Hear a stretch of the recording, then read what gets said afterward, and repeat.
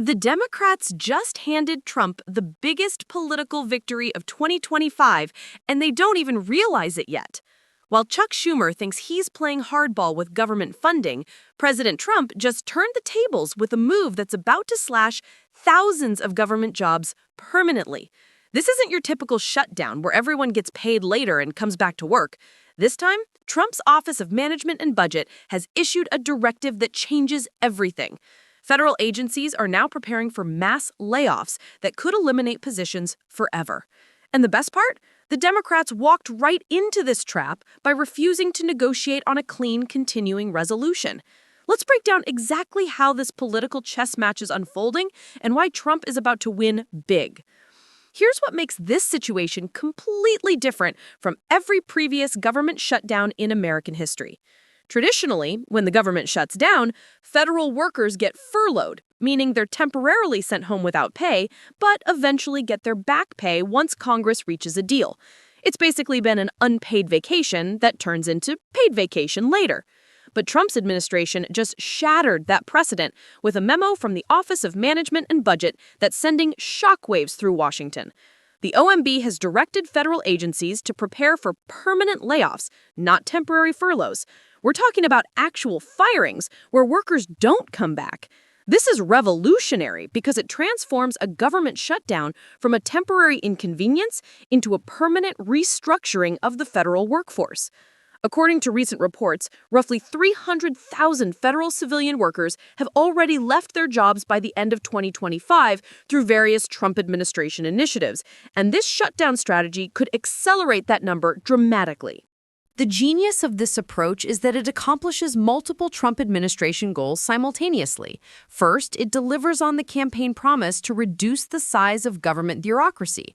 Second, it puts enormous pressure on Democrats to negotiate rather than simply wait out a shutdown. Third, it aligns perfectly with the Department of Government Efficiency's mission to streamline federal operations. As we've seen with DOGE's previous actions, where they reduced staffing at some agencies by up to 79% at headquarters level, this administration is serious about permanent government reform. The Chuck Schumer and the Democrats have made a catastrophic political miscalculation that's about to backfire spectacularly. They're treating this like it's 2018 or any other typical shutdown battle, but they're fighting the last war while Trump is playing a completely different game. The House already passed a clean continuing resolution that would keep the government open for another month without increasing spending. It's the most reasonable proposal possible, literally just maintaining current funding levels. But what do the Democrats want? They're demanding an additional $1.5 trillion in spending, primarily to extend COVID-era healthcare subsidies that were always meant to be temporary. Think about the optics here. The pandemic has been over for years, inflation ravaged American families during the Biden administration, and now Democrats want to throw another $1.5 trillion at a problem that no longer exists. They're essentially holding the government hostage to extend pandemic programs when we're no longer in a pandemic. Even more problematic for Democrats is that these healthcare subsidies have become riddled with waste, fraud, and abuse. The income brackets were removed, so people making over $100,000 per year are getting subsidies meant for those who actually need healthcare assistance. This is exactly the kind of government waste that Americans voted Trump into office to eliminate. The Democrats are literally fighting to preserve a broken system that benefits the wrong people while harming those who actually need affordable healthcare. The political dynamics at play here reveal just how masterfully Trump has positioned himself for victory. Historically, the party controlling government gets blamed for shutdowns, but Trump has completely flipped this script. Instead of being on defense, he's made the Democrats the ones making unreasonable demands.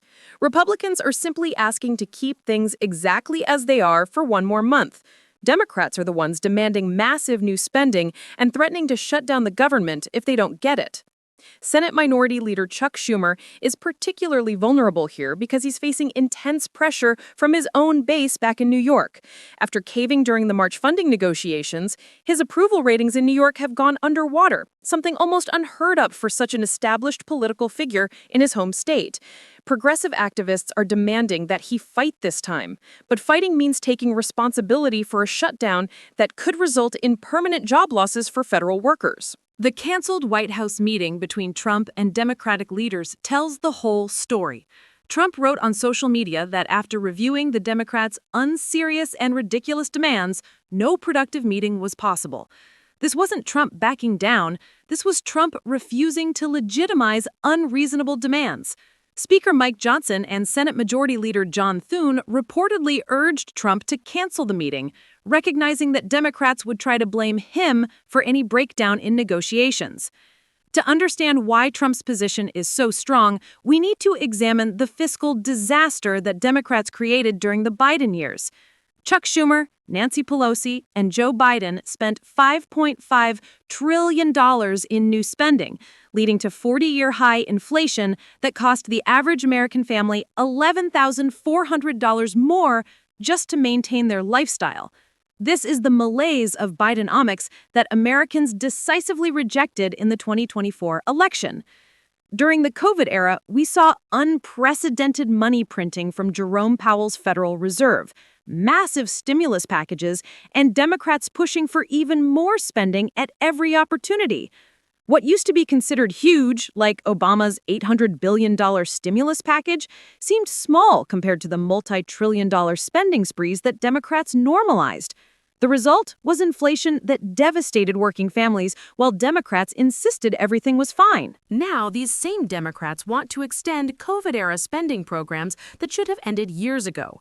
They're asking for $1.5 trillion to continue subsidizing healthcare for people who no longer need pandemic assistance, including wealthy individuals making six-figure salaries.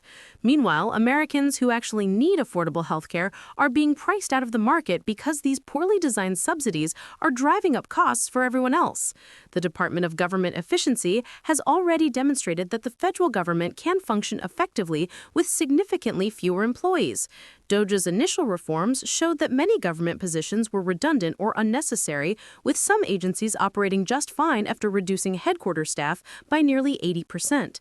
Interestingly, hundreds of employees who were initially laid off have been asked to return to work, but in more efficient rules and structures.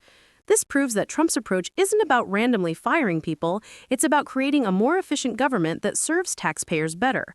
The fact that some workers are being rehired shows that the administration is carefully evaluating which positions are truly necessary for government function. This measured approach makes it much harder for Democrats to claim that Trump is simply being vindictive or destructive.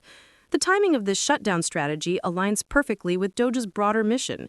If Democrats force a shutdown by refusing reasonable funding proposals, it gives Trump the justification to accelerate government efficiency reforms. Instead of gradual workforce optimization, a shutdown allows for immediate restructuring of federal agencies. This isn't a bug in Trump's plan, it's a feature. Democrats think they're being clever by making this shutdown fight about healthcare, believing it's winning territory for them politically. But they've completely misread the situation. The healthcare subsidies they're fighting to preserve are widely seen as wasteful spending that benefits the wrong people. When Americans learn that people making over $100,000 per year are getting government healthcare subsidies, while working families struggle with rising premiums, the politics become toxic for Democrats very quickly. The Enhanced Affordable Care Act premium tax credits that Democrats want to extend are set to expire at the end of 2025, precisely because they were always intended to be temporary pandemic measures. These subsidies expanded eligibility far beyond what was originally intended and removed income limits that made the program targeted toward those who actually needed help. Extending them would cost taxpayers over $1 trillion, while potentially increasing premiums by up to 75% for people who don't qualify for subsidies. Trump has already demonstrated that he can deliver better healthcare outcomes through market-based reforms and increased competition. During his previous presidency, healthcare costs stabilized and Americans had more insurance options. The current subsidy system that Democrats want to preserve actually reduces competition and choice while increasing costs for everyone else. Americans understand that throwing money at a broken system doesn't fix it, it just makes it more expensive. The political fallout from this shutdown fight is going to be devastating for Democrats because they've positioned themselves as the obstructionists defending wasteful spending. Trump can credibly claim that he's simply trying to keep the government open at current funding levels, while Democrats demand massive new spending for programs that should have ended years ago. When federal workers lose their jobs permanently because Democrats refuse to negotiate, voters will know exactly who to blame. Chuck Schumer's statement that Trump is firing federal workers to scare people completely misses the point. Trump isn't trying to scare anyone. He's trying to create a more efficient government that works better for taxpayers. The fact that some DOGE layoffs have been reversed shows that this administration makes careful decisions based on what's actually needed for government function, not political considerations. The broader implications of this fight extend far beyond the immediate shutdown threat.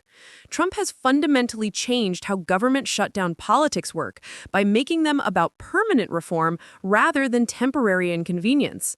This puts enormous pressure on Democrats to negotiate in good faith, rather than simply waiting for Republicans to cave.